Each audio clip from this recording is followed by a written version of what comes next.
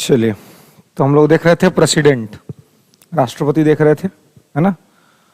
और राष्ट्रपति में क्या देख रहे थे? 61। क्या है 61? महाभियोग। आर्टिकल 61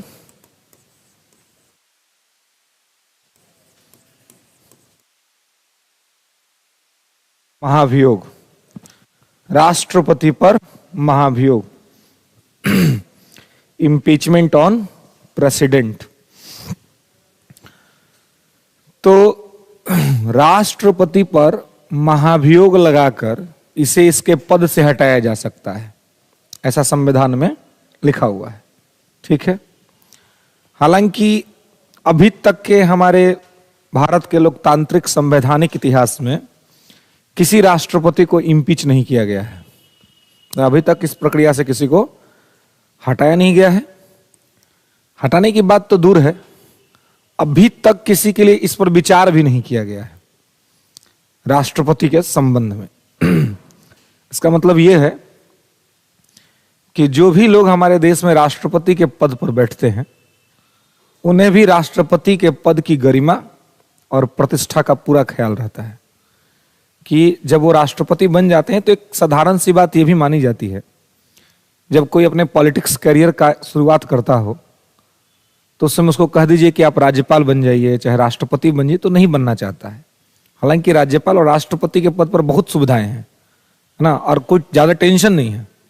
राज्यपाल बन जाइए, कोई टेंशन ही नहीं है। कोई आपसे नहीं पूछने जाएगा कि बिहार में गरीबी क्यों है, भुखमरी क्यों है, बेरोजगारी क्यों है, कोई नहीं पूछेगा। जो पूछना होगा वो पूछेगा मुख्यमंत्री से।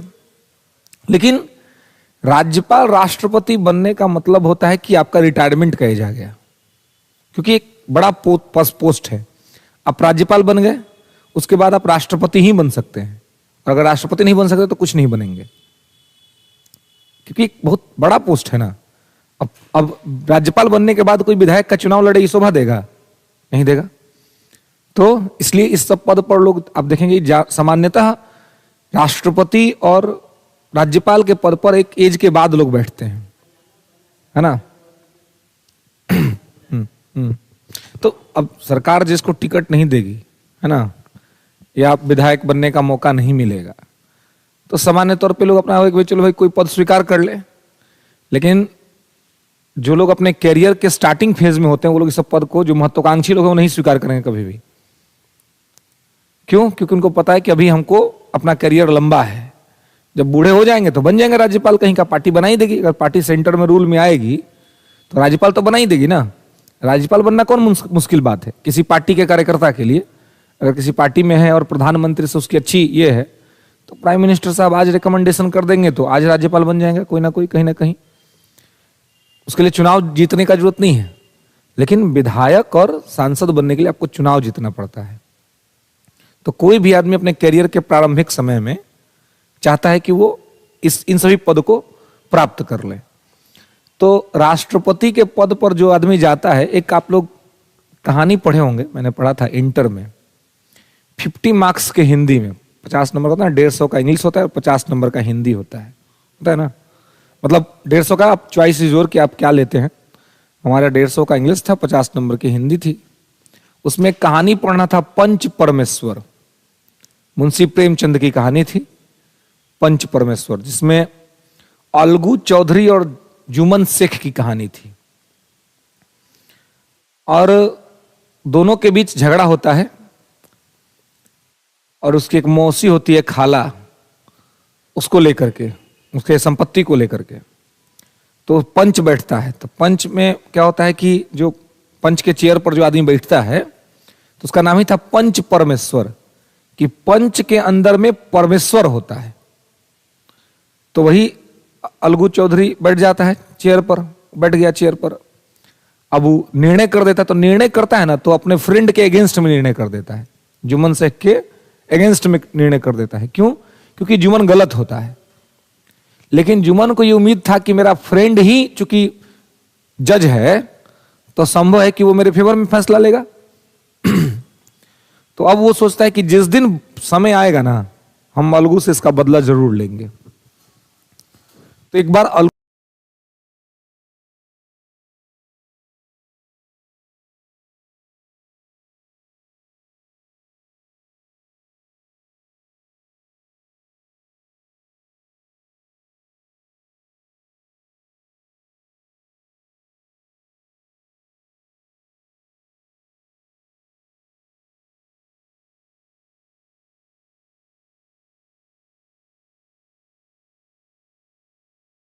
चेयर है ना, इट्स अ जस्टिस चेयर।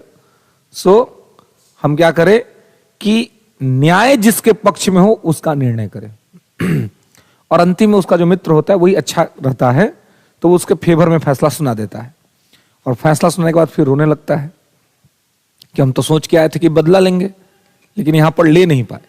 पूरे कहानी का सारांश यह है कि जैसे ही आप एक उत्तरदायित्व पद पर बैठते हैं तो उत्तरदायित्व का भावना आपके ऊपर हावी हो जाता है।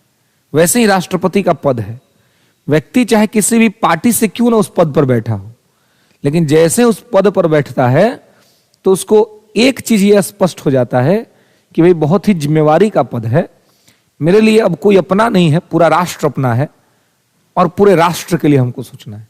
इसलिए राष्ट्रपति और प्रधानमंत्री विवाद, चाहे राष्ट्रपति किसी भी पार्टी का हो, प्रधानमंत्री किसी पार्टी का हो, आपने नहीं सुना होगा एक्सेप्ट ज्ञानी जैल सिंह राजीव गांधी विवाद के अलावे। जब मोदी जी 2014 में प्रधानमंत्री बने थे उस समय राष्ट्रपति प्रणब मुखर्जी थे और प्रणब मुखर्जी का टेन्योर 17 तक था। लेकिन कभी आपने सुना कि प्रणब मुखर्जी और मोदी जी के बीच कुछ दिक्कत हुई? कभी नहीं। इवन रिटायरमेंट के बाद जब जब पद मुक्त हो गए प्रणब मुखर्जी तो सरकार ने उनको ऑनर किया। मतलब कि वो पद ही ऐसा है कि उस पद पर जाने के बाद ही आदमी जिम्मेवारी से भर जाता है और उसके बाद वो पार्टी वाली लाइन मायने नहीं रखती है कि हम इस पार्टी के हैं तो हम सरकार को डिस्टर्ब कर दे जानबूझ के या ये कर दे। इस वजह से भी इसका कभी आवश्यकता नहीं पड़ा, क्योंकि किसी ने कोई गलती की ही नहीं। गलती करेगा तो ना दंड दीजिएगा, किसी ने कोई गलती किया ही नहीं, अपने जिम्मेवारी के साथ आए, भारत के संविधान में अंतर्निहित संवैधानिक प्रावधानों के अंतर्गत अपना कार्य किया और कार्य करने के बाद अपने पद से पदमुक्त हो गए। इसलिए इस तरह का कोई चीज यहां पर हुआ नहीं। लेकिन हाँ, चूंकि संविधान में व्यवस्था है तो आपको जानना है कि व्यवस्था क्या है और किस प्रकार से है, क्योंकि इन व्यवस्थाओं से आपको सवाल पूछा जाता है। ठीक है, चलिए तो महाभियोग, ये महाभियोग कैसे लगता है? तो देखिए, महाभियोग की प्रक्रिया राष्ट्रपति पर की जाती है। किस पर? लिखते चलेंगे। ये किस पर की जाती है? राष्ट्रपति पर। इसका रीजन क्या है? राष्ट्रपति पर महाभियोग कब लगेगा? तो इसका एक ही रीजन है, वो है संविधान का उल्लंघन, वायलेशन ऑफ द कॉन्स्टिट्यूशन। संविधान का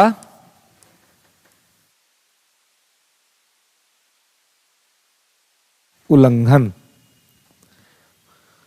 तो महाभियोग की प्रक्रिया जो है वो राष्ट्रपति पर होती है, लेकिन राष्ट्रपति पर कब होगी?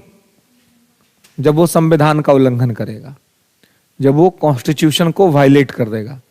मतलब कोई ऐसा काम जो संविधान के मूल भावना के खिलाफ हो या संविधान को रॉन्गली प्रूव करता हो या उसके साथ दुर्व्यवहार करता हो, ऐसी परिस्थिति में यह होगा। ठीक है, अब देखिए, तो संविधान का उल्लंघन, आगे आप देखेंगे कि राष्ट्रपति पर महाभियोग की प्रक्रिया संसद के किसी भी सदन से प्रारंभ हो सकती है। एक लाइन लिख लेंगे कि राष्ट्रपति पर महाभियोग की प्रक्रिया संसद के किसी भी सदन से प्रारंभ हो सकती है। Impeachment process on president started in any house of the parliament. राष्ट्रपति पर महाभियोग की प्रक्रिया संसद के किसी भी सदन से प्रारंभ हो सकती है। Impeachment process on president started in any house of the parliament. Okay?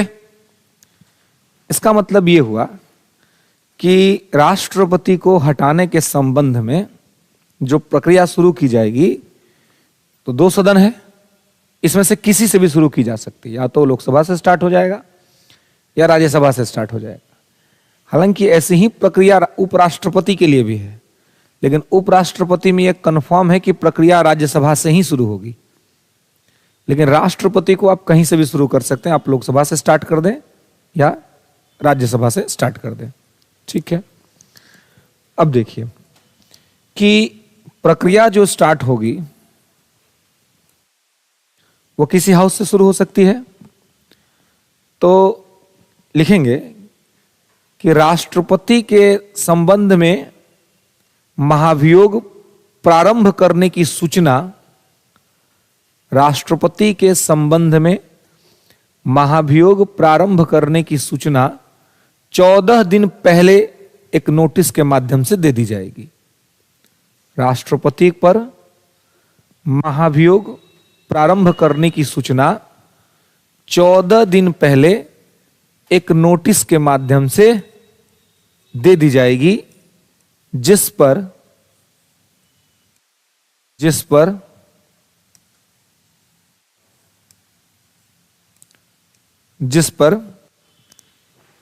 उस सदन के 1/4 मेंबर का समर्थन होगा या होना चाहिए, जिस पर उस सदन का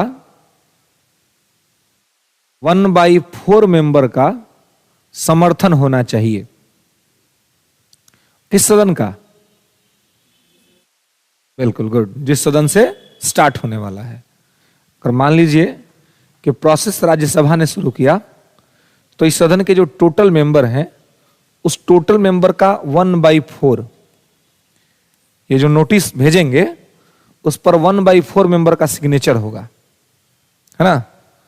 अगर मान लीजिए लोकसभा भेज रही है तो लोकसभा के टोटल मेंबर का 1/4, राज्यसभा भेज रही है तो राज्यसभा के टोटल मेंबर का 1/4। क्लियर है?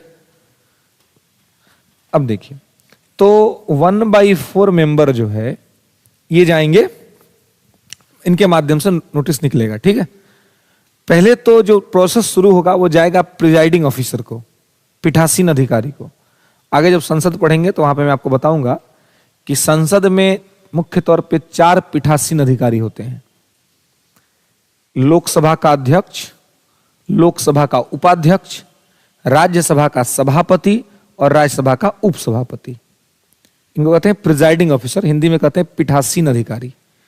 तो ये लोग, आप जब लोकसभा राज्यसभा की कार्यवाही देखते होंगे तो आप देखते होंगे लोकसभा के ठीक बीचों बीच एक बड़ा सा चेयर लगा रहता है जिस पर स्पीकर बैठता है ना, वही है प्रिजाइडिंग ऑफिसर। और उसके दोनों साइड में सत्ता पक्ष और विपक्ष होते हैं। राज्यसभा में भी यही सीन होता है, बीच का एक चेयर होता है जिस पर बैठे रहते हैं सभापति। अब देखते हैं कि लोकसभा में ओम बिरला बैठे रहते हैं। अभी शीतकालीन सत्र चल रहा है, रोज हंगामा हो रहा है। 141 एमपीज को सस्पेंड कर दिया गया है, तो बहुत बड़ा विवाद हो गया है ना, कि भाई क्यों सस्पेंड कर दिया, लोकतंत्र का अपमान हो रहा है ना, संविधान का अपमान हो रहा है, ऐसा विपक्ष आरोप लगा रहा है, ठीक है। तो ये निलंबन कौन किया है? Presiding officer. संसद के अंदर जो पीठासीन अधिकारी होते हैं वही उसको निलंबित करते हैं। क्लियर है? अब देखिए, तो यहां पर ये आप देखेंगे कि 1/4 मेंबर जो है, 1/4 सदस्य, ये साइन करते हैं, ठीक है। अब प्रिजाइडिंग ऑफिसर के पास वो डॉक्यूमेंट जाता है। प्रिजाइडिंग ऑफिसर देखता है कि जो आरोप लगाया गया है वो आरोप मतलब कुछ उसका वैलिड रीजन है कि नहीं। वो जब देख लेगा कि हाँ एक ठीक ठाक रीजन के हिसाब से लगाया गया है तो वो उसको भेज देगा राष्ट्रपति के पास। लेकिन अगर वो देख लेगा कि इसमें कुछ है ही नहीं, जैसे मैं आपको एक एग्जाम्पल के तौर पे बताऊं, 2018 का बात है, अभी तक किसी राष्ट्रपति पर यह प्रक्रिया तो शुरू नहीं की गई है, लेकिन सुप्रीम कोर्ट के जजेस पे यह प्रक्रिया हुई है।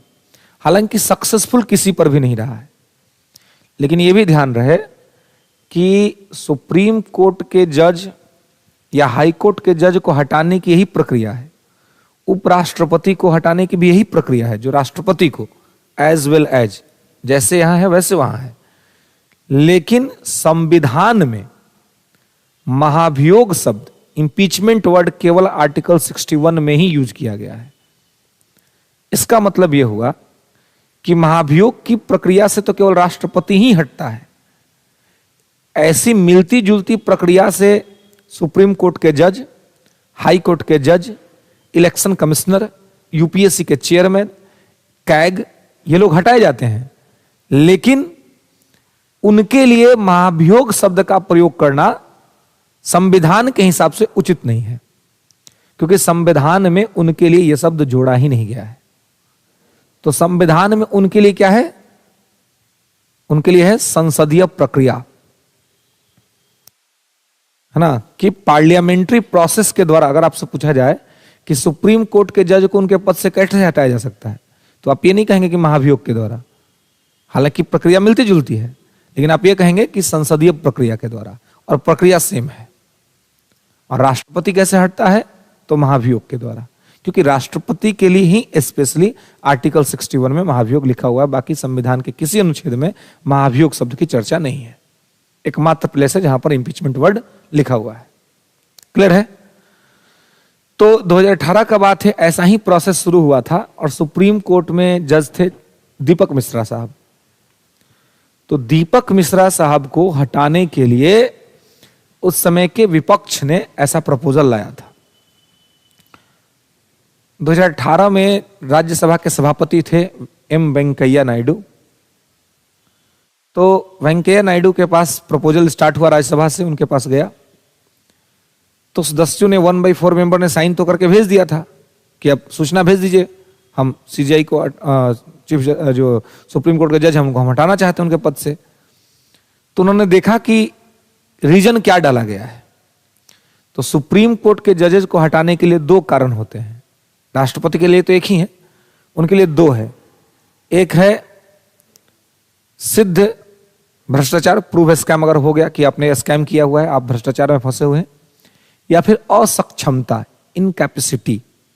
ये दो ही रीजन पे सुप्रीम कोर्ट के जज को हटाया जा सकता है। तो उन पर कुछ मामलों में भ्रष्टाचार के आरोप लगाए गए थे, और जो बात कही गई थी उसमें लिखा हुआ था हर स्टेटमेंट में मे बी, मतलब जो भी सेंटेंस एलिगेशंस लगे थे उस एलिगेशन से पहले ऑपोजिशन ने एक वर्ड यूज किया था मे बी। तो मे बी का क्या मतलब है? नहीं हो सकता है, ऐसा लगता है, ऐसा हो सकता है, ऐसा होना चाहिए। तो ऐसा लगने, ऐसे होने चाहिए के बेसिस पर किसी को इंपीच तो नहीं कर सकते ना, जब तक कि आपके पास पुख्ता प्रमाण ना हो, जब तक कि आपके पास तथ्य ना हो। तो इसलिए वहां पर रिजेक्ट कर दिया गया। बोला कि नहीं, आप जब तक हमको फिक्स ला करके नहीं देंगे कुछ, तब तक हम इसका अलाउ नहीं करते हैं। ठीक उसी प्रकार से राष्ट्रपति के मामले में भी प्रिजाइडिंग ऑफिसर यह अधिकार रखता है कि अगर लगाए गए आरोप के संबंध में ठीक ठाक अगर एविडेंसेस नहीं होंगे तो वो प्रोसेस को वहीं पे ब्लॉक कर देगा, और अगर एविडेंसेस हैं तो क्या करेगा? फॉरवर्ड कर देगा राष्ट्रपति को मैसेज कि भाई देखिए, आपको हटाने के लिए आज से ठीक 14 दिन बाद एक प्रपोजल आएगा। अब ये 14 दिन इसलिए दिया गया है कि इस बीच अगर राष्ट्रपति को यह लगता है कि सही में कोई गलती हो गई है तो इस्तीफा दे दीजिए सोच विचार करके, क्योंकि संसद में जाकर के बेइज्जती कराने का कोई फायदा नहीं है, क्योंकि पूरा भारत देखेगा इसको, पूरा वर्ल्ड देखेगा इसको। तो 14 डेज का टाइम इसीलिए है कि सोच विचार कर लीजिए, अगर गलती की है तो इस्तीफा दे दीजिए, और अगर गलती नहीं भी की है तो अपने सफाई के लिए पूरा डॉक्यूमेंट तैयार कर लीजिए, ताकि आप बता पाएं कि आपके ऊपर गलत एलिगेशन लगे हैं। पक्ष तो रखना पड़ेगा अपना। तो जब 14 दिन कंप्लीट हो जाएगा और राष्ट्रपति ने इस्तीफा भी नहीं दिया है, तो ऐसे में जिस हाउस ने नोटिस भेजा है वो हाउस क्या करेगी? अब अपने 2/3 बहुमत से 2/3 मेजोरिटी से प्रपोजल को पास कर देगी 14 दिन बाद। ठीक है? जो हाउस भेजा है नोटिस वही हाउस, दूसरा हाउस नहीं। तो 1/4 से मान लीजिए राज्यसभा ने भेजा था, तो 1/4 क्या हो जाएगा, 245 का 1/4। अब फिर 2/3, तो 245 का 2/3, ठीक है, जो राज्यसभा का टोटल स्ट्रेंथ है। तो ये अपना प्रपोजल पास कर देंगे। अब पहला हाउस का काम खत्म हो गया, इसने काम कर दिया। अब दूसरा हाउस को चला जाएगा प्रपोजल, यहां से 2/3 से पास है। अब मान लीजिए राज्यसभा ने पास कर दिया, मैटर अब लोकसभा में आया। अब लोकसभा देखेगा कि यार तो पास कर दिया, तो अब क्या करे, तो लोकसभा राष्ट्रपति को एक मैसेज भेजेगा और राष्ट्रपति को कहा कि ऐसा करिए, आप आइए और आप स्पष्टीकरण दीजिए। आप बताइए कि क्या जो आरोप एलिगेशन आप पे लगे हैं वो सही हैं या गलत है, तो आप अपना पक्ष रखिए। मतलब दूसरा हाउस राष्ट्रपति को अपना मौका रखने का, अपना पक्ष रखने का मौका देगा। अब राष्ट्रपति या तो स्वयं आ सकते हैं या राष्ट्रपति अपने किसी रिप्रेजेंटेटिव को भेज सकते हैं, ये उनकी मर्जी है, वो आके उनका पक्ष रखेगा। जब सदन उनका पक्ष सुन लेगा तो सदन क्या करेगा कि एक 3 सदस्यीय कमिटी बनाएगा जिसमें 3 लोग होंगे। इस 3 लोग में एक सुप्रीम कोर्ट का कोई जज हो सकता है, एक इंडिपेंडेंट अटॉर्नी हो सकता है, मतलब जो कानून का बहुत बड़ा जानकार हो, और एक कोई विपक्ष से आदमी हो सकता है। और ये लोग मिल करके जांच करेंगे। जांच करने के बाद ये लोग अपना रिपोर्ट सबमिट करेंगे।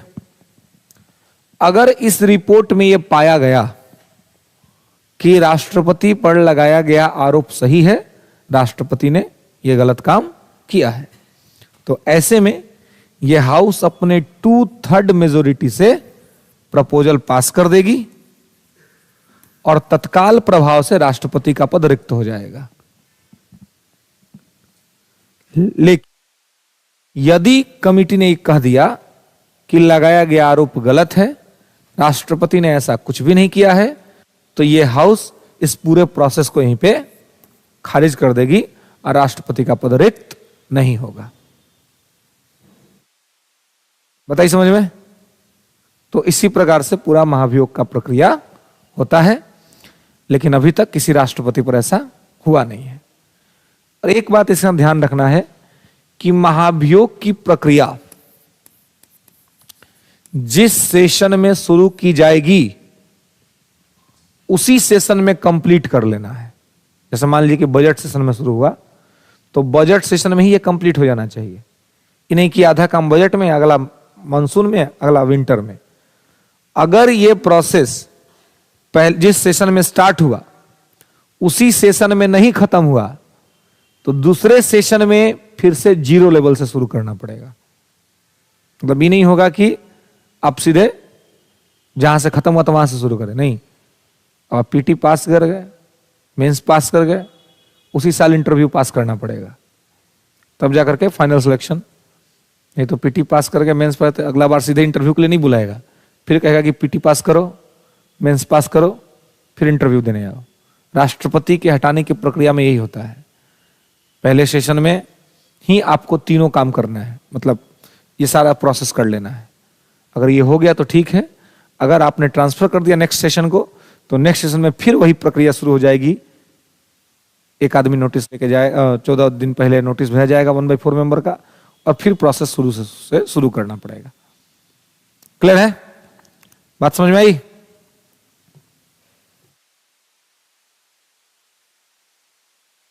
तो दिक्कत राष्ट्रपति के महाभियोग की प्रक्रिया के में समझने में कोई दिक्कत, कोई असुविधा? कोई एक जज होगा, सीनियर जज, हाँ, और एक कोई अटॉर्नी होगा कानून का जानकार, और एक कोई विपक्ष से आदमी होगा, ऑपोजिशन से। नहीं, वहां क्यों होगा? वहां तो काम हो चुका। जिस राज्य जो सदन पास कर दिया वहां नहीं, जो सदन पास करने वाला वहां, अगर ये मान लीजिए यही प्रोसेस लोकसभा शुरू किया था तो राज्यसभा में बनेगा। दूसरा दिमाग कहां पे लगाना है? दूसरा सदन में, सेकेंड हाउस। अब मान लीजिए हमने यहां पे एग्जांपल राज्यसभा का देके आपको समझा, तो राज्यसभा में क्यों बनेगा? नहीं बनेगा। अगर यही प्रोसेस जो पहला प्रोसेस राज्यसभा किया था वही प्रोसेस अगर लोकसभा करता तो लोकसभा में क्यों बनता, कि लोकसभा ने तो पास कर दिया, अब जांच करने का क्या फर्क पड़ता है इसको। तो ये कमिटी राज्यसभा में बनती। फिर जो सदन प्रक्रिया शुरू करेगा उसमें कमिटी नहीं बनेगी, कमिटी बनेगी दूसरे सदन में जिसके पास सेकंड टाइम में जा रहा है कि अब आप देखिए इस मामले को विचार करिए, है ना, तब वहां बनेगी। अब वो राज्यसभा में भी बन सकती है, लोकसभा में भी। अब डिपेंड ये करता है कि प्रोसेस स्टार्ट कहां से हुआ था। जहां से स्टार्ट हुआ था वहां नहीं बनेगा, दूसरे हाउस में बनेगा। नहीं, लोग का कौन काम है? हाँ हाँ, अच्छा। हाँ, तो ये केवल यही लोग भाग लेते हैं, लोकसभा राज्यसभा के मेंबर। यहाँ पे ध्यान रखने से देखिए, आपने देखा था कि राज्यसभा के मनोनीत सदस्य राष्ट्रपति के निर्वाचन में भाग नहीं ले रहे थे, लेकिन हटाने में भाग ले रहे हैं। राज्यों के विधानसभा के सदस्य राष्ट्रपति के निर्वाचन में भाग ले रहे थे, लेकिन हटाने में भाग नहीं ले रहे हैं। ठीक है, तो ये कंट्राडिक्टरी चीज है, अपने दिमाग में क्लियर रखना है। ओके, दिक्कत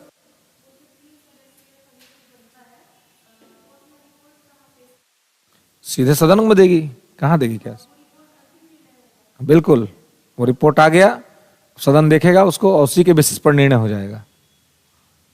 जो हाउस में है उसी में जाएगा, प्रिजाइडिंग ऑफिसर देखेगा, डिसीजन करेगा। अगर पॉजिटिव आया कि हाँ इन्होंने किया है गलती, तो उसी समय पदरिक्त हो जाएगा, और अगर आया कि गलती नहीं किया है, पदरिक्त नहीं होगा। ठीक है, चलिए, कोई दिक्कत नहीं महाभियोग की प्रक्रिया में। और अगर अभी भी दिक्कत है तो फिर राम लगाई है बेड़ा पार, फिर आदमी नहीं लगा पाएगा। इतना बढ़िया से सहूलियत से आराम से धीरे धीरे समझाएं कि दिमागवा में कहानी बैठ जाए, है ना, स्टोरी टाइप में दिमाग बैठ जाए। लिखने से तो बहुत चीजें, कम ही चीज याद होता है, लेकिन जो चीज आपके दिमाग में बैठ जाए स्टोरी जैसा, वो ज्यादा आपको ध्यान रहता है, याद रहता है।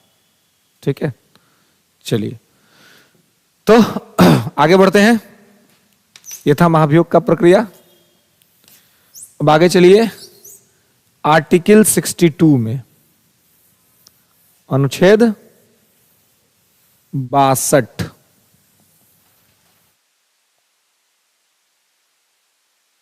अनुच्छेद 62 क्या है? तो post vacant of the president, post vacant of the president, राष्ट्रपति की पद रिक्ति, राष्ट्रपति की पद रिक्ति, post vacant of the president, राष्ट्रपति की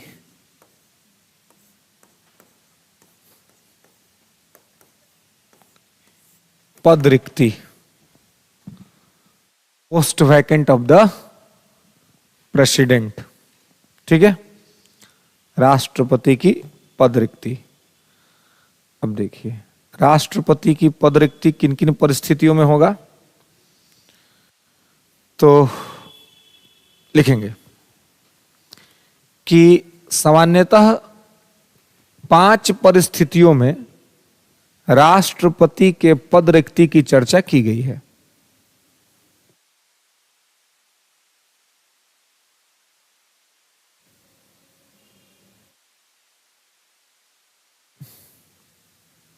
सामान्यतः 5 परिस्थितियों में राष्ट्रपति के पद रिक्ति की चर्चा की गई है।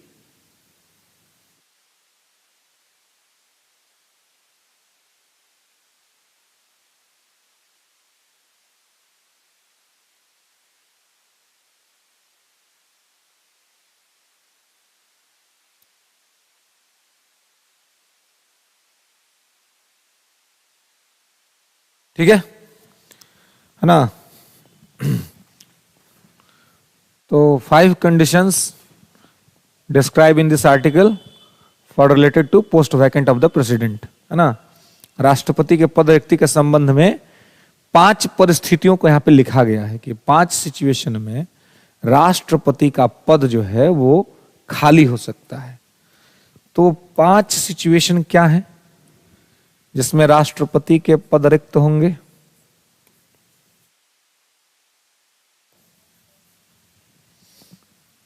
तो देखिए,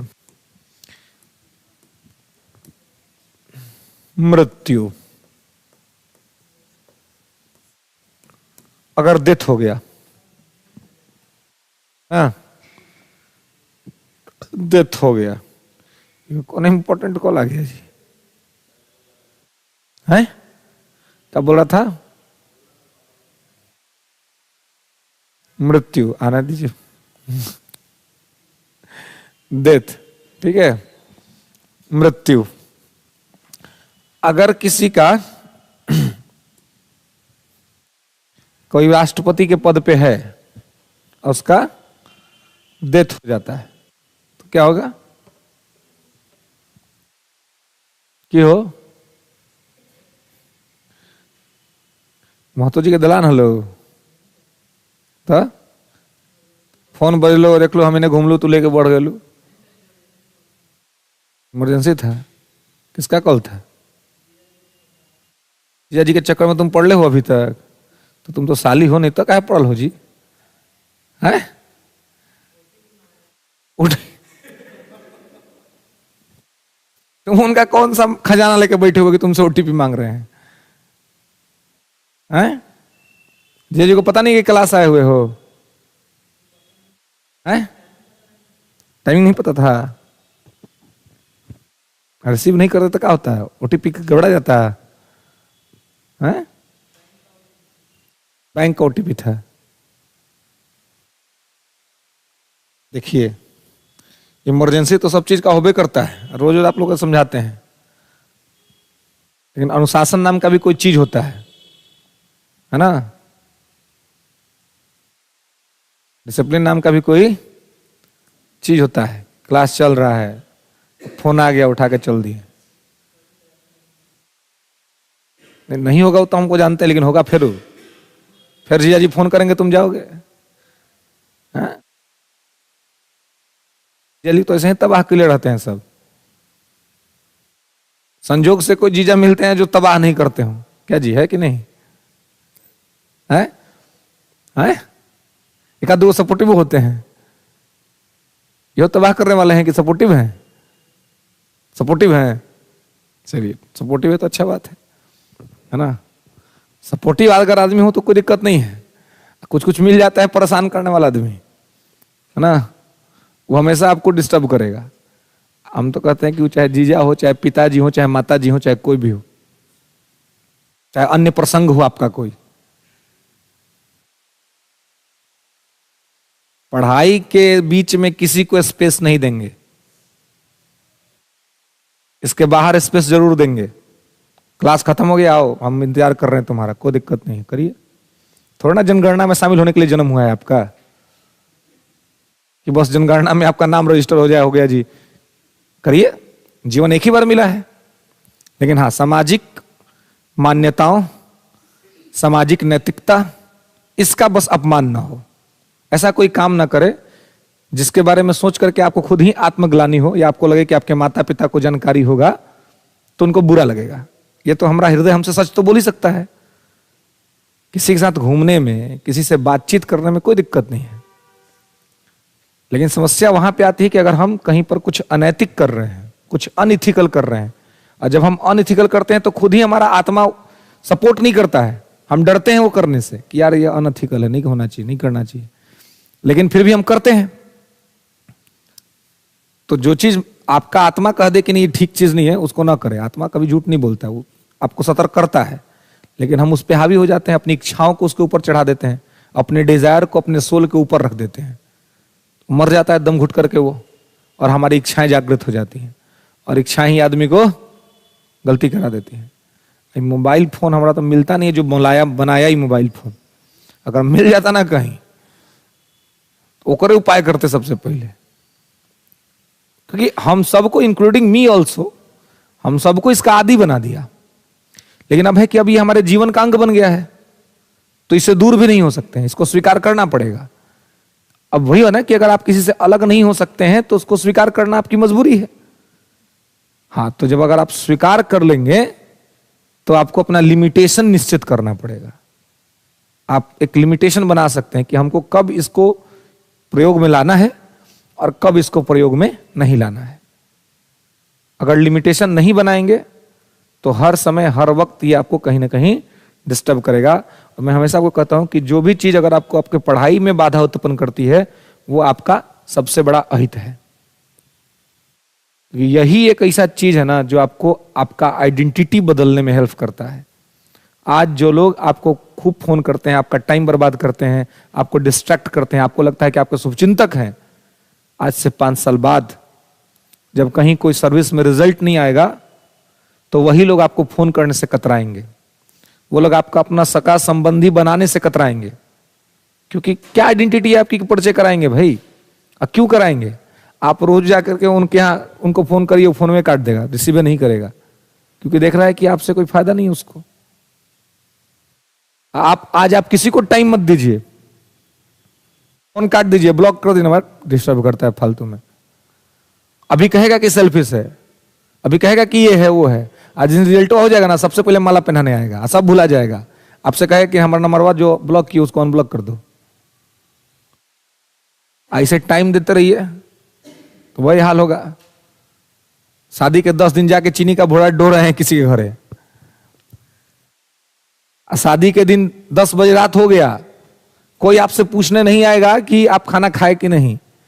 और वह आपका कोई भाई होगा, वो अगर बीपीएससी में सिलेक्ट होकर डीएसपी बन गया, और सीधे एकदम 10 बजे रात नहीं 11 बजे रात को गया, तो पूरा परिवार का सदस्य उसको नाश्ता लेके खड़ा हो जाएगा, जबकि वो चीनी का बोरा नहीं ढोया है,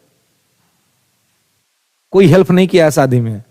लेकिन अपने आप को इतना इंपॉर्टेंट बना दिया है कि जब वहां पहुंच जाएगा 10 बजे रात को, तो आपको भी, एक तो आप 10 दिन से खुद चीनी का बोरा ढो रहे हैं, उस दिन पनिया भी सब आप ही से मंगवाएगा कि भैया यहाँ पानी पिलाओ।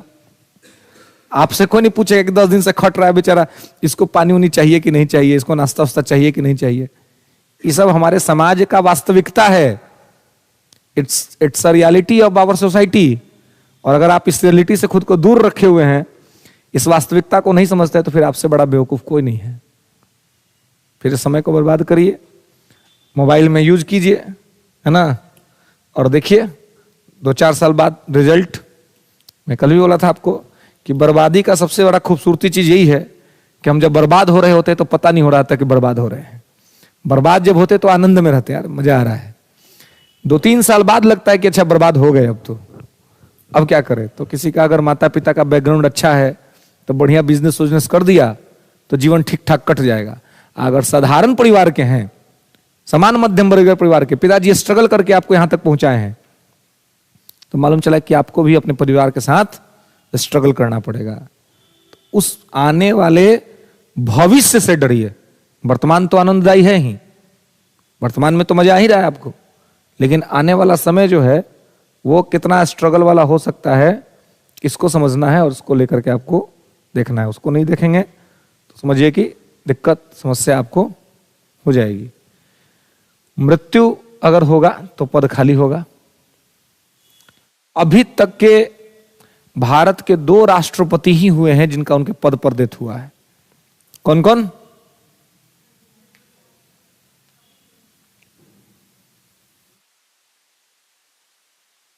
हाँ,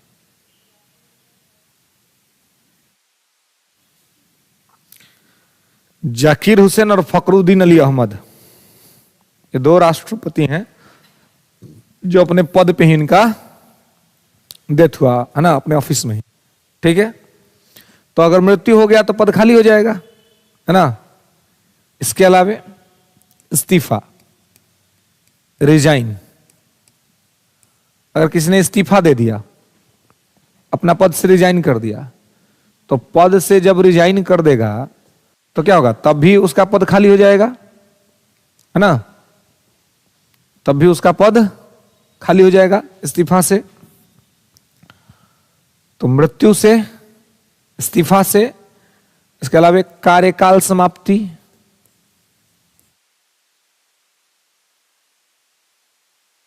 अगर किसका टेन्योर ही एंड कर गया, है ना, 5 साल का कार्यकाल था, अब 5 साल पूरा हो गया तो कार्यकाल समाप्त हो गया।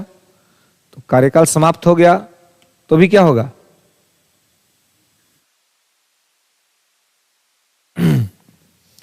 कार्यकाल समाप्त हो गया तो भी पद खाली हो जाएगा। तो मृत्यु से खाली हो जाएगा, इस्तीफा से खाली हो जाएगा, और कार्यकाल समाप्ति से भी खाली हो जाएगा। ठीक है, एंड ऑफ टेन्योर से भी पद खाली हो जाता है। महाभियोग लगा के हटा दिया गया तो भी खाली हो जाएगा। अभी आपने देखा ही कि इंपीचमेंट लग सकता है, तो इंपीच कर दिया तो भी पद खाली हो जाएगा। ठीक है, नेक्स्ट।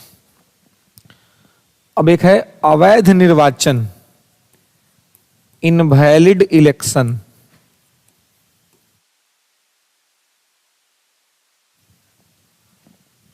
अवैध निर्वाचन, इनवैलिड इलेक्शन। ठीक है, ओके। तो देखिए, कॉन्स्टिट्यूशन में यही 5 चीज लिखा हुआ है राष्ट्रपति के पद रिक्ति के संबंध में। ठीक है, राष्ट्रपति के पद रिक्ति के संबंध में आर्टिकल 62 में बस यही 5 सिचुएशन लिखा हुआ है कि इन 5 सिचुएशन में राष्ट्रपति का पद खाली हो सकता है।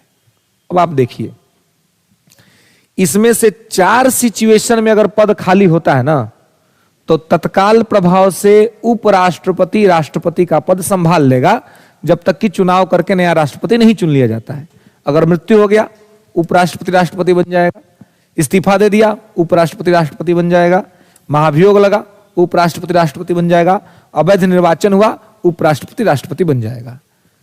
लेकिन कार्यकाल समाप्त हुआ है, तो अब कार्यकाल समाप्त हो गया है, अभी नया राष्ट्रपति का चुनाव नहीं हुआ। जैसे मान लीजिए कोरोना था, तो कोरोना इतना गंभीर आ गया कि चुनाव नहीं हो पाया। हालांकि सरकार ने एक बात हमें समझाया, बताया कि कोरोना सब जगह जा सकता है, चुनाव में नहीं जा सकता है, क्योंकि सब चीज बंद हुआ लेकिन इलेक्शन बंद नहीं हुआ। इलेक्शन सब जगह हुआ।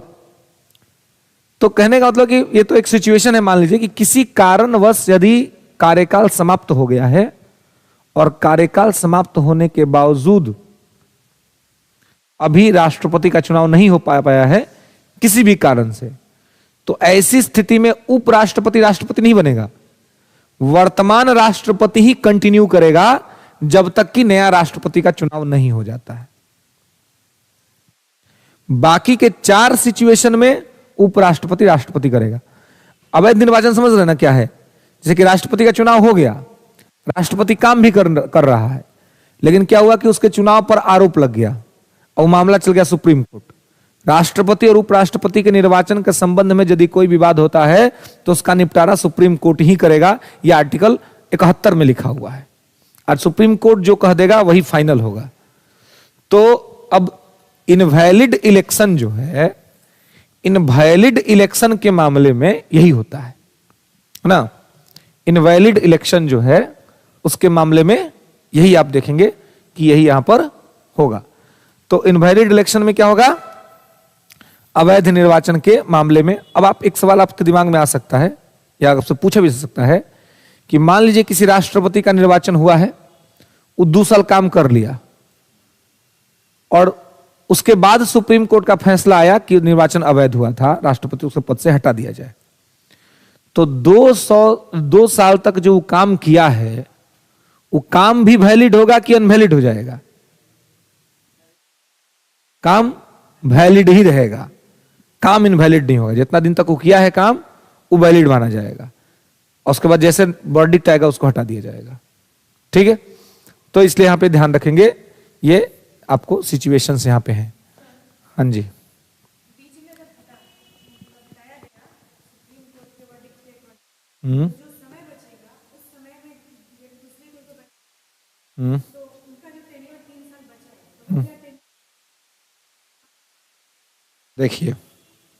देखिए राष्ट्रपति का चुनाव हमारे देश में मध्यावधि नहीं होता है।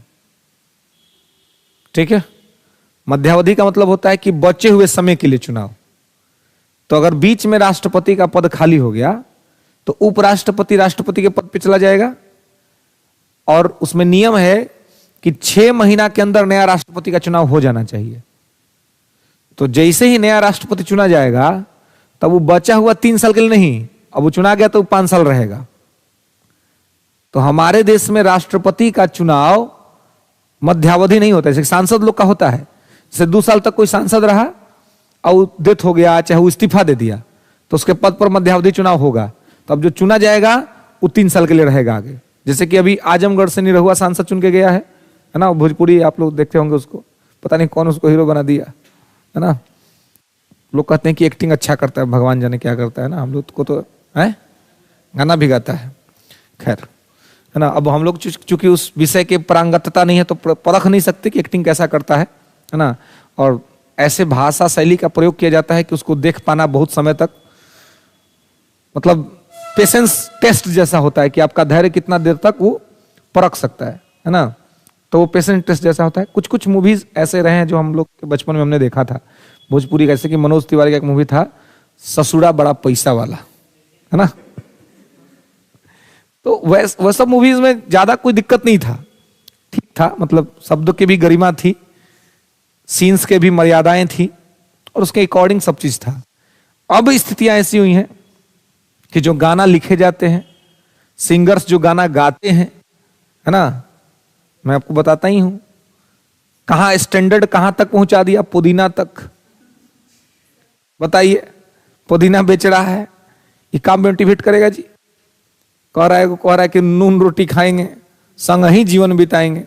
अरे पगला, नून रोटी खाएगा तो कितना दिन तक कोई तोरा संग रहता हो? ये तो आइडियलिस्टिक बात है ना, ये तो आदर्शवादी बात है कि चलो भाई नमक रोटी खा के भी तुम्हारे साथ रह जाएंगे। लेकिन बहुत कम लोग होता है जो रियलिस्टिक अप्रोच में चल पाता है इस पर। अगर 5 दिन लगातार नमक रोटी खाने को मिल गया ना किसी को, तो 6ठा दिन वो अपने निर्णय की समीक्षा करने लगेगा कि जिस आदमी को चुना वो सही है या गलत है। ये प्रैक्टिकलिटी है। आदर्शवादी बातें किताबों में अच्छी लगती हैं, लेकिन व्यवहार में तो धरातल पर देखना है। सब्जी मिले नहीं किसी को, ऐसा निकम्मा बन जाइए आप कि रोज कहिए कि यार आज प्यार से काम चला, नमक रोटी खा लो, बाकी प्यार तो है ही अपने बीच। बोला ठीक है, अच्छा बात है, आज खा लेते हैं।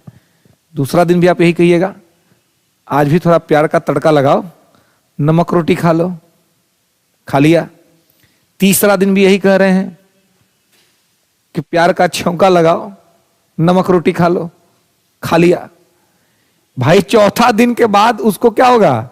वो सोचेगा कि प्यार के नाम पर हमको बरगला रहा है रोज, ये निकम्मा आदमी से पाला पड़ गया। अभी आदमी क्या करेगा? आदमी विकल्प तलाशेगा। ह्यूमन टेंडेंसी है। आप भी, हम भी स्वयं, अगर मैं यहां काम कर रहा हूं, संस्थान कह दे कि पैसा ना मिलू, तो हम आज कह देंगे तो हम कल से नहीं आएंगे। क्यों आएंगे? नहीं आ सकते ना। घर में सो के टाइम काट लेंगे, कोई दिक्कत नहीं है, दूसरा विकल्प तलाश लेंगे। क्योंकि इकोनॉमी जो है आज के डेट में, अर्थव्यवस्था में, हमेशा को कहता हूं कि आपका कोई, अगर आपके पास अर्थ नहीं है तो आपका कोई अर्थ नहीं है। इसलिए अर्थ के पीछे पूरी दुनिया भाग रही है। अगर कोई कह रहा है कि हम नहीं भागते तो झूठ बोलता है। हम सब क्यों पढ़ रहे हैं? अभी जिस पोजीशन में, उससे आगे पोजीशन पे जाने के लिए, क्योंकि पता है कि उससे आगे जाएंगे तो और ज्यादा पैसा कमाएंगे, और जितना ज्यादा पैसा उतना ज्यादा पावर। अंबानी के यहां शादी होता है तो देखते हैं, इतना बॉलीवुड का सेलिब्रिटी सब जाके नीचे भूइयां बैठल था, फोटो वायरल हुआ था ना एक, है सब दरी पर बैठल था, कोई पूछने वाला नहीं था। आई हम लोग के यहां आ जाए तो उसको सिक्योरिटी देना पड़ता है। अंबानी के यहां कोई सिक्योरिटी नहीं, दरी पर बैठिए, नीचे बिछाइल है, और जाके खाना खाइए, जाइए टाइम से वापस जाइए घरे अपना। कि वहां सबसे बड़ा सेलिब्रिटी कौन है? अंबानी खुदे है। इतना पैसा है उसके पास कि सबको एक साथ बुला के नचवा सकता है। तो पावर क्या है? पावर तो पैसा में है। हाँ? हाँ। हाँ। बताइए। तो क्या करिए, तो मतलब मेन चीज है क्या, इकोनॉमी। इसलिए हमेशा मैं आपको कहता हूं कि हर पैसा के पीछे भागने में कोई बुराई नहीं है। हाँ, लेकिन एक तो बस ध्यान रहे कि पैसे के पीछे भागते भागते किसी के इमोशन के साथ खेलना भी ठीक नहीं है। प्रोफेशनल रहिए जहां भी रहिए, है ना। बस किसी को इमोशनल एक्सप्लॉइटेशन करने से बचिए, क्योंकि अपना तो कर्म है। और अपने सनातन में हम लोग ये पढ़े हैं कि कर्म का परिणाम और दुष्परिणाम तो आता ही है। अगर आप किसी को इमोशनली एक्सप्लॉइट करिएगा तो आप भी एक्सप्लॉइट हो जाइएगा, आपको पता नहीं चलेगा। इसलिए अपने आप को बेहतर बनाने का काम करना है, दूसरा को खराब करने का काम नहीं करना है। और अपने आप को बेहतर बनाने में कोई बुराई नहीं है। बस आपकी वजह से किसी का बुरा ना हो, इसका ख्याल रहे तो आप ठीक जाएंगे, कोई दिक्कत नहीं होगा। तो यहां पर अवैध निर्वाचन, इनवैलिड इलेक्शंस के अगर किसी का पद रिक्त होता है तो उस बीच जो वो काम किया है वो काम उसका वैलिड माना जाएगा। ठीक है। तो 62 में तो ये 5 गो सिचुएशन लिखा हुआ है, लेकिन आप उसके आगे देखिएगा तो सिचुएशन चेंज है। अब सिचुएशन कैसे चेंज है, तो इसके आगे आप देखिएगा तो आप पाइएगा यहां पर अवैध निर्वाचन, या इसे कि आर्टिकल 70 में जब जाइएगा तो लिखा हुआ है आकस्मिक परिस्थितियों में राष्ट्रपति की पद रिक्ति। इसके बाद उपराष्ट्रपति शुरू हो जाता है। तो यहीं पे राष्ट्रपति से संबंधित महत्वपूर्ण आर्टिकल मैं आपको पढ़ा देता हूं। आर्टिकल 70 लिखिएगा, आकस्मिक परिस्थितियों में राष्ट्रपति की पद रिक्ति, प्रेसिडेंट पोस्ट वैकेंट। जी बिल्कुल 70 करके ही लिखना है। राष्ट्रपति की पद रिक्ति आकस्मिक परिस्थितियों में, प्रेसिडेंट पोस्ट वैकेंट इन कंटीजेंसी सिचुएशन, इन कंटीजेंसी सिचुएशन,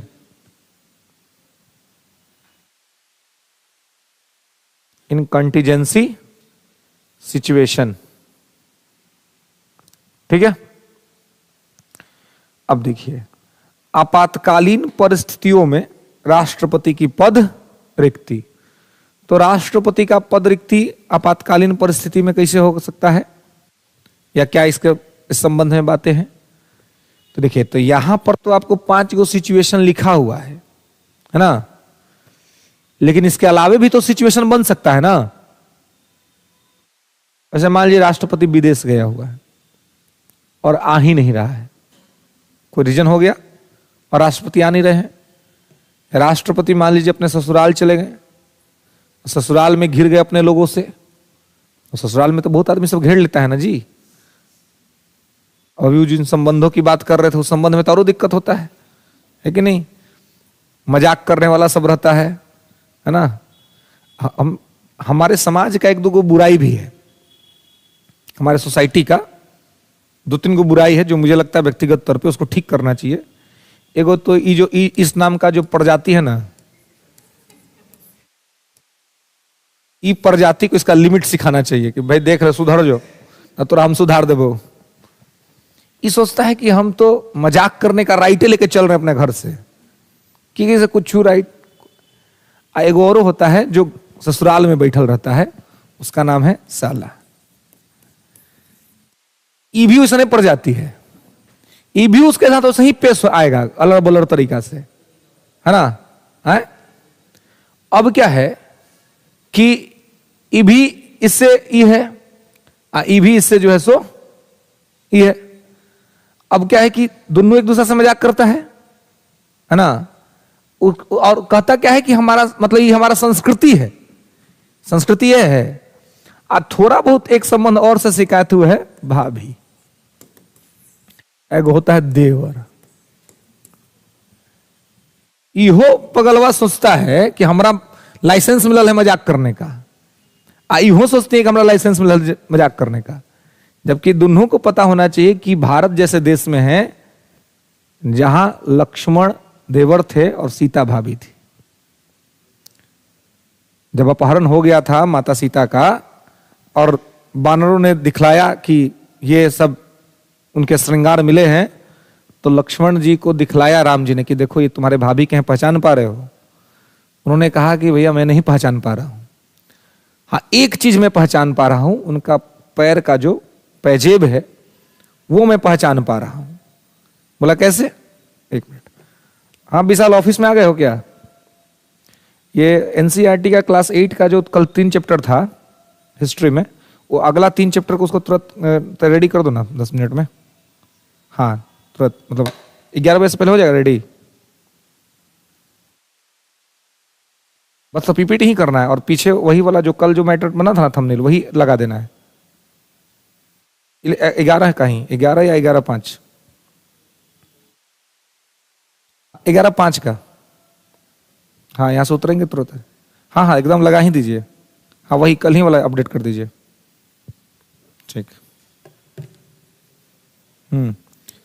तो क्या होता है कि ये सब ऐसा है कि इसमें आप देखते हैं, हम लोग गांव समाज में आप देखते होंगे बहुत मजाक चलता है, बहुत बार मजाक फुहड़ता के स्तर पे पहुंच जाता है, गलत तरह के मजाक होते हैं, है ना। और इसमें क्या कह देता है लोग कि ये हमारा परंपरा है। अगर ये परंपरा है तो फिर लक्ष्मण जी का क्या परंपरा था? जब पूछा राम जी ने कि भाई बताओ, तो उन्होंने कहा कि मैं, आप जो ये श्रृंगार कह रहे हैं, कनरंध्र कह रहे हैं, माथे पे पहनने वाला कह रहे हैं, नाक में पहनने वाला कह रहे हैं, मुझे नहीं पहचान पा रहा हूं मैं ये सब चीज। मुझे बस एक चीज पहचान में आ रहा है, वो है पैजेब। क्योंकि रोज जब मैं आपकी चरण वंदना करता था तो उसी समय मैं माता सीता का भी चरण वंदना करता था, तो उनको प्रणाम करते वक्त मुझे उनका वो पायल दिखता था, तो मुझे लगता है कि ये उन्हीं का है, बाकी मुझे पता नहीं कि किसका है। मतलब मैंने कभी उनके चेहरे की तरफ देखा ही नहीं।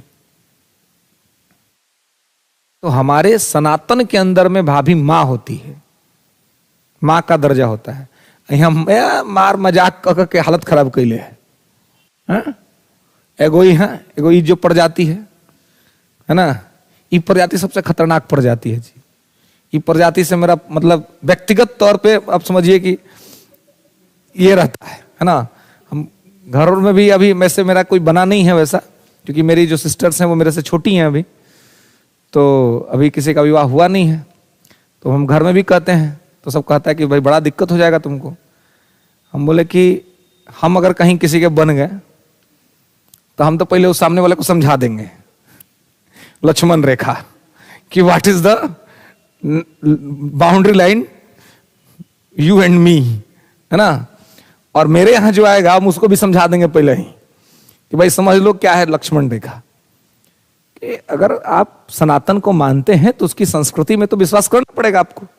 और ये कोई सनातन का ही बात नहीं है। ये तो जैसे आप अशोक को पढ़ेंगे एंशिएंट हिस्ट्री में, तो अशोक ने एक नीति चलाई थी धम,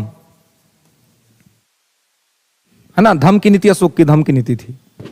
तो एक बार बीपीएससी प्रिलिमिनरी में पूछा भी गया था कि धम क्या है ना। तो धम कोई धर्म नहीं है, या धम का किसी धर्म से संबंध नहीं है। बहुत लोग समझते हैं कि धम बौद्ध धर्म का हिस्सा है। नहीं, धम अशोक ने एक नैतिक आचार विचार के लिए कोड ऑफ कंडक्ट तैयार किया था। उसका संबंध किसी धर्म से नहीं है, मानव से है, मानवता से है। कि अगर आप मानव हैं तो आप नैतिक बनिए, आप मानव हैं तो आप इथिकल बनिए, इसका संबंध है ना। कि आप मानव हैं तो आप नैतिक बनिए, इथिकल बनिए और अपने इथिकलिटी के साथ आगे बढ़िए। ये नहीं कि आप कुछ भी कर रहे हैं मानव, अब व्यवहार आप बंदर वाला कर रहे हैं, तो फिर अपने आप को मानव कहने का कोई आपको अधिकार नहीं है। तो ये आप देखते होंगे कि इन सभी संबंधों के अंदर में बहुत बार हमारे समाज में असहजता की स्थिति उत्पन्न हो जाती है ना। आदमी असहज हो जाता है ना, लेकिन कह नहीं पाता है। क्यों? क्योंकि लोग संबंधों के नाम पे सामाजिक फुहड़ता को मान्यता दे देते हैं कि यार ये तो चलता है, इन संबंधों में तो चलता है। असामाजिकता, अनैतिकता किसी भी संबंध में नहीं चल सकता है। वो चाहे माता पिता के साथ हो, भाई भाई के साथ हो, भाई बहन के साथ हो, या और किसी के भी साथ हो। भाई बहन के साथ हम तो एक सामाजिक मान्यता रखते हैं ना, सोशल डिग्निटी को मानते हैं। माता पिता के साथ मानते हैं, तो जब माता पिता के साथ मानते हैं, भाई बहन के साथ मानते हैं, तो फिर आगे के संबंधों में क्यों नहीं मान सकते? सेम चीज वहीं पे वहां पे भी स्टैब्लिश कर सकते हैं। अपनत्व होना अलग बात है, अफुहड़ता होना अलग बात है। समाज में अपनत्व होना चाहिए। अगर दो परिवार जुड़े हैं तो दोनों के संबंध मजबूत होने चाहिए, लेकिन संबंधों के आधार पर असामाजिकता और अनैतिकता बहले, ये ठीक बात नहीं है। अगर ये फैलेगा तो फिर आने वाला समाज, और आज का समाज तो एकदम समझिए कि किस स्थिति में जा रहा है। एक नया चीज आप पढ़िएंगे साइंस टेक में, एआई, आर्टिफिशियल इंटेलिजेंस, कृत्रिम बुद्धिमत्ता, इतना खतरनाक चीज अब आया है ना कि अगर गवर्नमेंट ने इसको कंट्रोल नहीं किया तो ये जितना जो ये फेसबुक, इंस्टा, रील्स, फोटो लगाने वाले जो लोग हैं ना, कब बर्बाद हो जाएंगे कोई नहीं जानता है।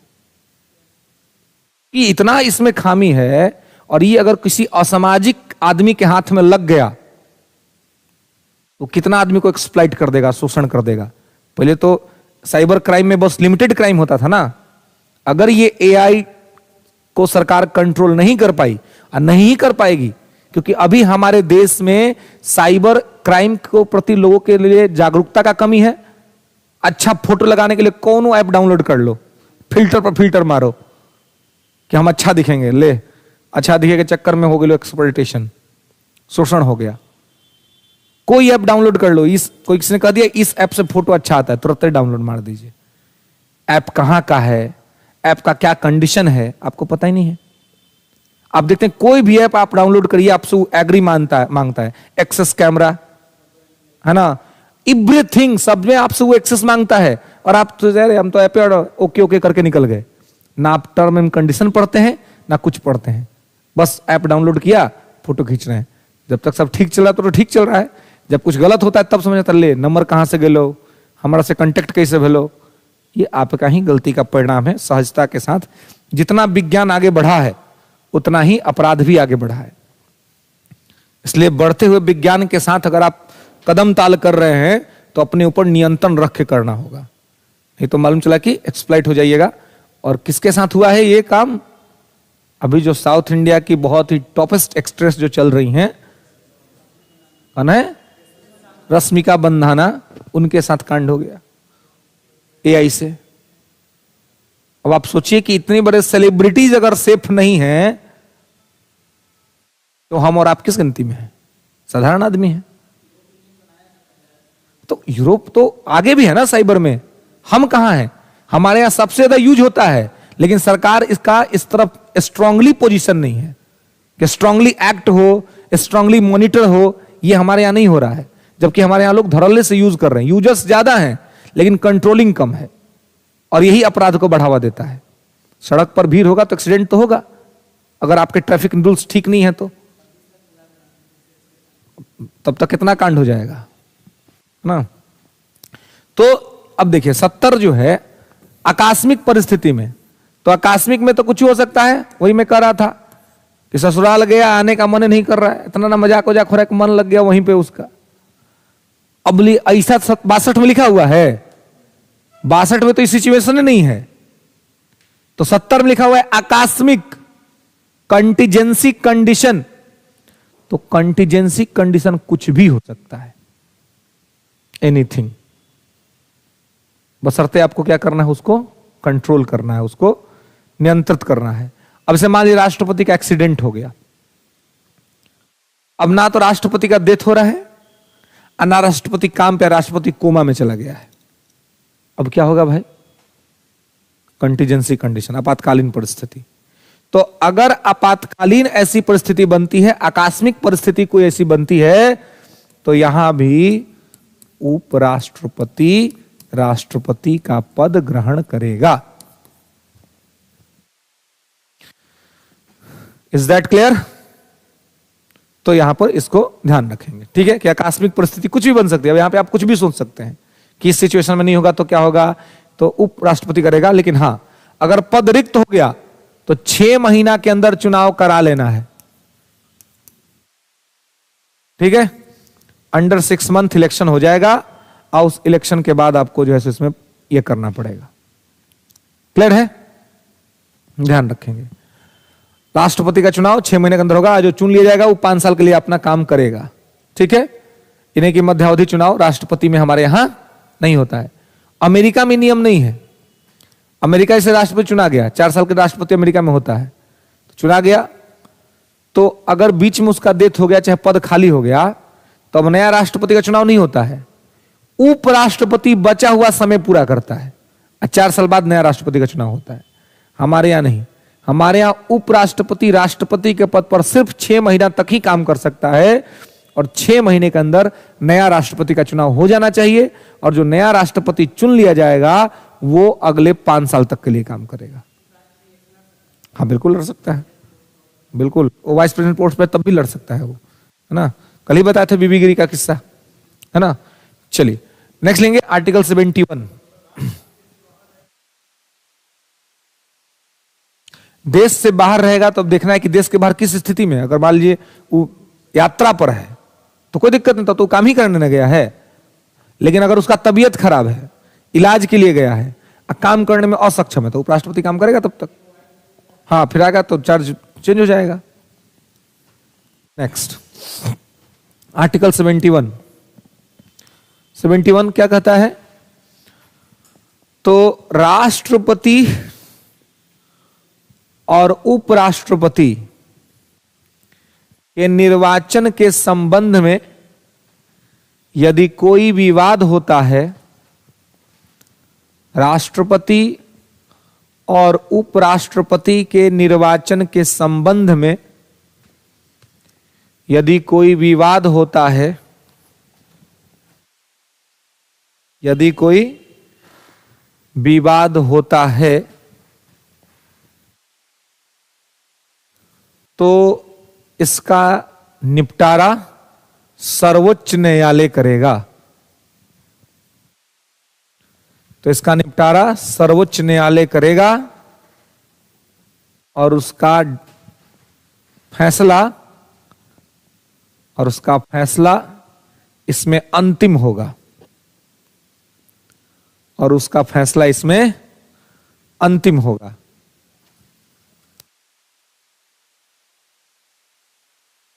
Presidential election dispute and conflict, presidential and vice president भी लिख लेंगे, president and vice president election dispute and conflict only discuss in supreme court, only discuss in Supreme Court, and whose decision is final, and whose decision is final। ठीक है, जिसमें उसका निर्णय अंतिम होगा। ओके, तो यहां पे इसको ध्यान रखेंगे। ये कहां लिखा हुआ है, आर्टिकल 70 में लिखा हुआ है, ठीक है, सॉरी 71 में, है ना। 70 में कंटीजेंसी कंडीशन था, 71 में ये बातें, ठीक है।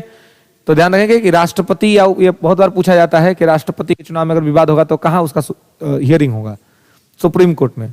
और सुप्रीम कोर्ट जो कह देगा वही अंतिम होगा, उसका बात मानना पड़ेगा, उसके खिलाफ नहीं जा सकते हैं। क्लियर है। Next,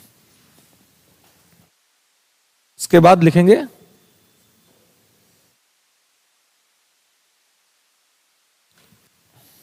article 72। Article 72, pardoning power of the president, राष्ट्रपति की क्षमादान शक्ति। Pardoning power of the president, राष्ट्रपति की क्षमादान शक्ति।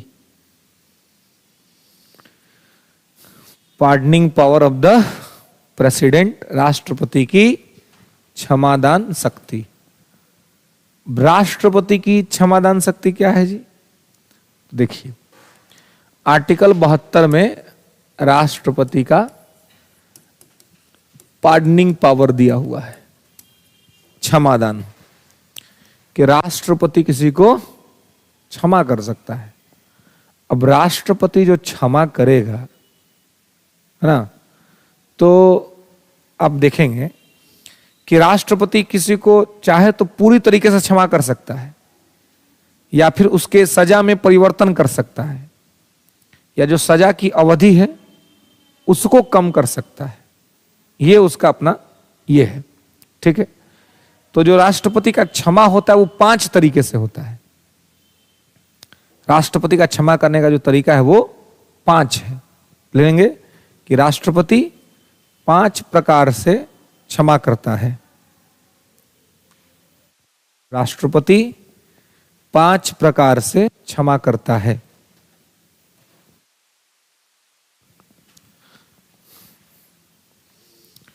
और ये 5 प्रकार क्या हैं, कैसे हैं, किस प्रकार से हैं, इनको हम लोग नेक्स्ट क्लास में देखेंगे। ठीक है, यहां तक में कोई दिक्कत, कोई समस्या है ना? चलिए ठीक है, फिर मिलते हैं